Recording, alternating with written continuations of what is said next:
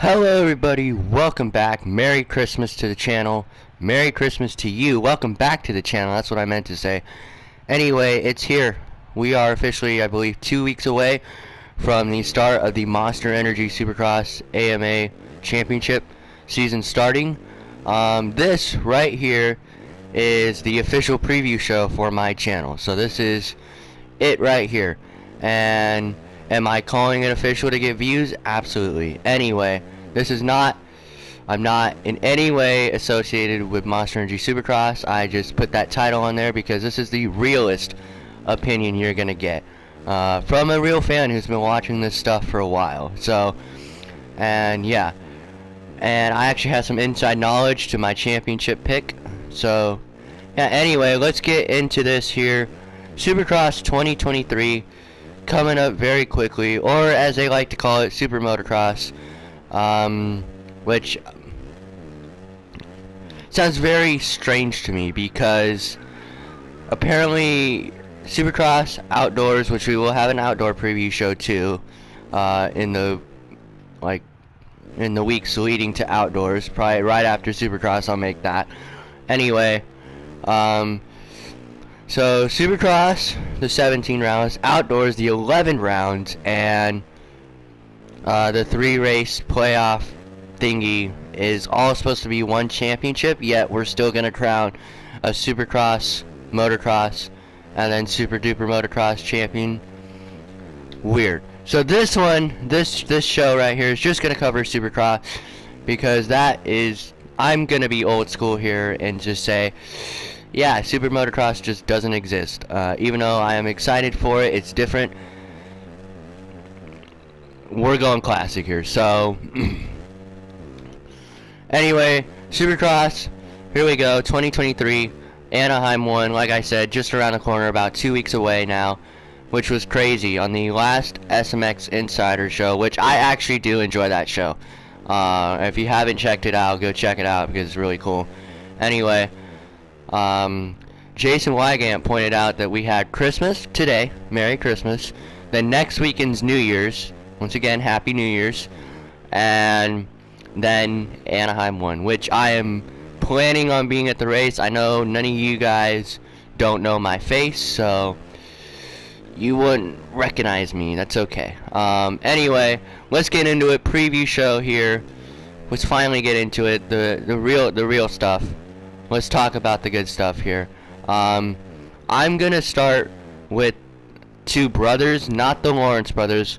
250, I'll make a 250 West preview right the week before Anaheim, and we'll do the same for 250 East, but this one's 450, so I'm gonna start with a pair of brothers, the Hill brothers, and Josh and Justin Hill.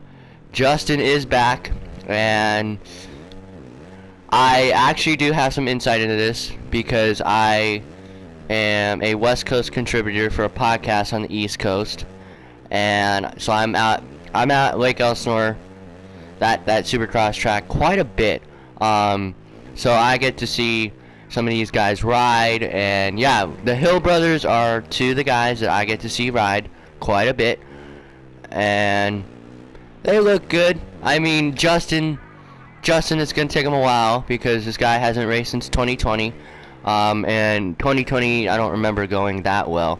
So the Hill brothers, Josh, I think Josh is going to be a consistent main event guy. Maybe going through the LCQ, but I believe if Josh is not a consistent main event guy, I'm going to be shocked. So Justin, I think the same thing. That guy's just got so much talent, and yeah, that's all I have on the Hill brothers. Honestly, I don't know. The last time I was at Elsinore, they actually did switch bikes. So Justin rode Josh's bike, and then Josh rode Justin's bike. I assume that's for testing, and I don't think a lot of people know that happens quite a bit. At least I think it happens quite a bit. Like, especially with a small team like that, Team Tedder. They're racing for Team Tedder. I believe they are KTMs. And yeah, Hill brothers, consistent main event guys. That's what I got on them. So up next, we're going to start getting into the factory teams. So how I'm going to do this, those were my outliers. how I'm gonna do this is I'm gonna do the championship winning team last, and then we're gonna go from there. So let's start. Let's start. I don't know if you would call this a factory team. Suzuki factory team was Yoshimura back in the day, and now we got Heb Suzuki with a big signing here, Ken Roczen. Let's talk about this a little bit. So I did put up a poll on this YouTube. You might have seen it. And right now, I'm shocked. I'm shocked because the people who were voting did not pick my championship pick at all. He was third in line, but he wasn't first. I love how people did not pick Cooper Webb, by the way.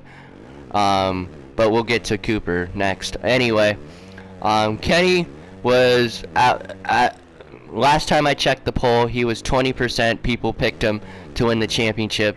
And would it really surprise anyone to see him come out and win Anaheim 1? No. Would it surprise me to see him come out and suck at A1? Yes. Ken Roczen back on the Suzuki. Last time he was on the Suzuki, he won the 2016 Outdoor Pro Motocross Championship in dominating fashion too. I believe he went like 20 out of 24 motos. Which we're only gonna have 22 motos this year. That's weird. But yeah, back on Suzuki, looks great. Kickstart Kenny, as he's calling himself, which that's hilarious. I don't understand why Suzuki doesn't have a Kickstarter yet. That's weird to me. But yeah, Suzuki does not have a Kickstarter yet, and Kenny's gonna be, I think he's gonna be scary good. Now he's not my championship pick, but he will get wins. He will be consistent top 5, and yeah, that's about all I have on Kenny. But yeah, I think Kenny's gonna get wins, and honestly, I think he's gonna win one on the West Coast, whether that's Anaheim 1, Anaheim 2, San Diego, one of the two. I just want to see Kenny win in person because that is something I've seen Jason Anderson win in person. I've seen Eli win in person. Who else have I seen win in person? I've seen Dungey win in person, Vilpoto win in person. I just want to see Ken Roczen win at one race on a map, and that's probably why I'm going to Anaheim 1 to probably see him win. Anyway, other guys on Heb Suzuki, Kyle Chisholm. Chiz is gonna chiz, and probably be a consistent main event guy. Let's be real. Probably through the LCQ, he's probably gonna win every single LCQ that he's in. Let's just say that. Other guys, Marshall Welton, they just signed. Marshall, we don't really have any data on him on that bike for Supercross. We do for outdoors. I believe he was a consistent top 20 guy outdoors, but don't quote me on that. So yeah, I really don't have anything on Marshall Welton. So our next team would be Red Bull KTM. This is Marvin Musquin, Cooper Webb, and Aaron Plessinger. We're going to start with Aaron Plessinger. Aaron Plessinger, consistent top 10 guy. If he's not, then he's going to get fired. Anyway, but yeah, Aaron Plessinger, I don't see him getting a win. I don't even see a podium, honestly. He got second at Oakland last year, was the second round. But like the first and second round in Supercross is weird. Like one year we had Justin Barcia and Blake Baggett win the first 2 rounds, and then Cooper Webb went on his swing there in 2019. And who else are weird winners from the first 2 rounds? Not really much. Anyway, yeah, so we always have weird winners. That's why it kind of surprised me to see Jason win the second round last year. And yeah, Jason was really good, but we'll get to him here. We will get to him. Who else am I missing? So yeah, Plessinger, consistent top 10 guy. That's what I got on him. Marvin Musquin, consistent top 10 guy. I believe he's gonna sneak out a win this year. I don't know if he does sneak out a win, like I think he is going to. I think it's gonna be at the end of the season when guys are kind of slowing down, and yeah, unless there's a big championship battle going on, which there definitely could be. I could see that this year. I could see this gnarly championship battle between, you know who the 3 guys are. But yeah, Marvin Musquin, I could see him sneaking out a win this year like he did last year and the year before. So yeah, that's what I got on Marv. Cooper Webb. Now, I was going back and forth on my championship pick, and for a while, Cooper Webb was my championship pick this year. But after some of the stuff I've seen and heard and seen for myself, he's not anymore. But Cooper Webb, he's going to get a win this year. He has to. Like, you can't just go from winning 2 championships and then your career take a dive like that. But yeah, I believe Cooper's going to battle for this championship. I don't know what's telling me that. Something tells me he's really pissed off. Man didn't even get a win net last year, so that's got to piss him off. So yeah, so that's what I got on Cooper. Not much on Cooper. And don't worry, the further we get up this list, the more I'll have to say. But yeah, Cooper Webb, consistent top 5 guy. Actually, top 4 guy. I don't see him finishing worse than 9th this year, and that'd be surprising to me. The only thing with the KTM guys, and the last thing I'll say with the KTM guys is the bike. If the bike's good, I could see Cooper Webb having the red plate at one time this year. But if the bike's like it is last year, and these guys did do very good at Paris this year, yeah, this might be another struggle bus season if the bike's not good. But they got another year of testing under the bike, so we'll see. We'll just have to see with KTM. Next team, that would be, I'm trying to think. Would it be Husky? Yeah, Husky. We're gonna go Rockstar Husqvarna. First of all, very sad to see Dino not on that team anymore. Dean Wilson has been on that team since 2017 Oakland. I believe he was a fill-in rider for Christophe Pourcel and then got the spot. But yeah, Dean Wilson not on that team, very sad. But the guys who are on that team, Christian Craig and Malcolm Stewart, probably the fastest guy in the whoops all year. I'm just stamping that right now. We're going to start with Christian. Christian Craig going to be the fastest guy in the whoops. The only thing I hope doesn't happen, and it happened to Malcolm, I hope his chain doesn't snap. I hope his chain doesn't fall off, and he goes cartwheeling through the whoops. So if that doesn't happen, Christian Craig is going to get a podium this year. I could see him doing what Plessinger did in Oakland last year, just some random podium in the middle, like random second place in the middle of the season. Do I think he wins? Absolutely not. But do I think he podiums? Yes, for sure. Anyway. Yeah, Christian Craig, he's going to sneak out a second like Plessinger did last year and then be 5 to 7 the rest of the time. Malcolm Stewart. Okay. Now these next few riders is where the comments are going to... Actually, we're going to save Malcolm for the end here. I want to talk about the secondary. I hate calling them secondary guys, but secondary guys on these teams, and then we'll talk about the big guys, the big 4 as I'm calling them. Let's talk about Colt Nichols next on HRC Honda. Now this is a guy I have seen ride in person at Elsinore. Looks pretty good, and 5 to 8. I'm just gonna get through these secondary guys, but there's one secondary guy I'm gonna talk about a little bit. Anyway, so Colt Nichols 5 to 8. Am I forgetting anyone on that team secondary? I don't think so. Okay, next we're gonna go Dylan Ferrandis, secondary guy on the Yamaha team. So Colt Nichols was Honda. I'm sorry, didn't specify that. Dylan Ferrandis on the Yamaha. Now, might be a little controversial, and this is probably where the comment's going to blow up here. Dylan Ferrandis is going to get a win this year. I believe that. He's going to pull a start, and if he pulls a start, it's over. Like, I'm telling you right now, it's over.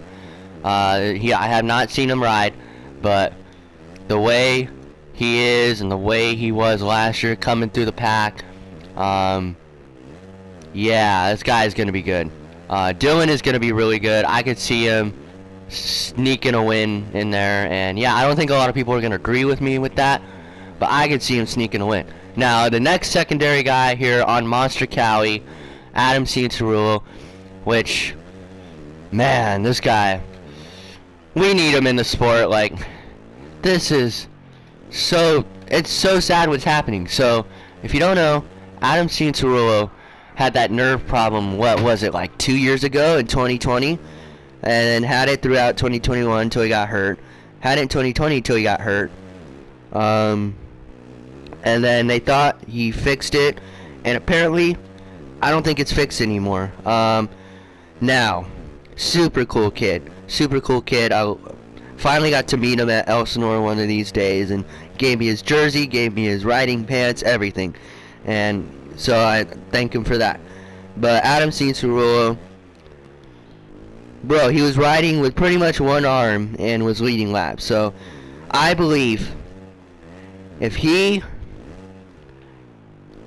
gets a start this year and he can pull at least 6 seconds in the first 10 minutes, I believe he gets a win. I think this is his year. I think now a lot of people say he's not the upbeat Adam Cianciarulo that we've all seen. I think that's on purpose. I believe Adam Cianciarulo is taking a different approach to this year. He was super cool with me, seemed upbeat with me, so yeah, but I am just some young fan who is trying to become media and really failing at it. But yeah, Adam Cianciarulo, I believe if he can pull a start, get a gap, win the first 10 minutes, that is huge. I don't think anyone's, I mean, they might catch him, but they might run out of time. So I believe that Adam Cianciarulo can get a start and get a gap. He's going to win a race. I wouldn't be surprised to see him come out win A1, even though that's a pipe dream. I wouldn't be surprised. So, alright. Now that we got through the secondary guys of the teams, and I believe I got everyone. I'm sure somebody blowing me up in the comments saying, you missed one. I know I did. But I can't remember. So, top dogs. These are my 4 top dogs this year. Eli Tomac, obviously, because he's the reigning champ. Malcolm Stewart, Chase Sexton, and Jason Anderson. Those are my 4 top dogs this year. Let's start with Malcolm Stewart here. Malcolm is going to get wins, or at least a win. This is his year. If he doesn't get wins this year, I don't think he gets one at all in his career. I believe he pulls one. Now, I could see him winning Oakland this year, because Oakland is just one of those rounds that is very weird. Like I said, Blake Baggett won round 2 in 2019, and what did he do the rest of the year? He was good the rest of the year. I think he's going to have a year like Blake Baggett did in 2019. Come out and be like, what the hell are you doing? And Anaheim won, come out, win Oakland, and then just be a consistent top 4 guy the rest of the year. That's what I believe Malcolm's going to do. Maybe he gets another win. Maybe he wins Daytona this year. You never know. But yeah, Malcolm Stewart, he's going to get a win this year. And my next guy, Chase Sexton. Chase, we've done this the past 2 years with the outdoor favorites. Zach Osborne won the title in 2020. Came out 2021. Didn't do anything of significance. Dylan Ferrandis wins the 2021 outdoor title. Comes out last year. Doesn't do anything. So even though Chase didn't win the title, I don't believe he's going to win the championship this year, or he's going to be a threat. He is absolutely going to be a threat. He's going to get multiple wins. He's going to challenge for the championship. I believe he holds a red plate. I believe that red plate's going to bounce around this year. Let's be real. I think it's going to be bouncing around between Tomac, Anderson, and Sexton. But I'll save my championship pick for the end. Yeah, I believe Chase Sexton is going to hold that red plate this year, and I believe he's at least going to get 4 wins. I believe that wholeheartedly. Chase Sexton going to get 4 wins this year and not win the championship. Eli Tomac, he's going to get a lot of wins too. That bike, though, worries me. I really hope he doesn't have a season like Cooper Webb last year, and that's the last time we see him. Do I think he's going to go out on top? Maybe. He could very well go out and win this championship, dominating style of Brian Villapoto 2012. he could definitely do that. Do I think he's gonna do that? No.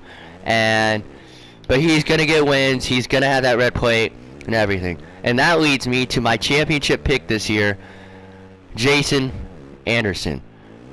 Yes, Jason Anderson is my championship guy this year. I didn't have him picked till last Monday, and the reason is I saw this guy riding at Elsinore on Monday, and oh my goodness, flying, absolutely flying. This guy's flying.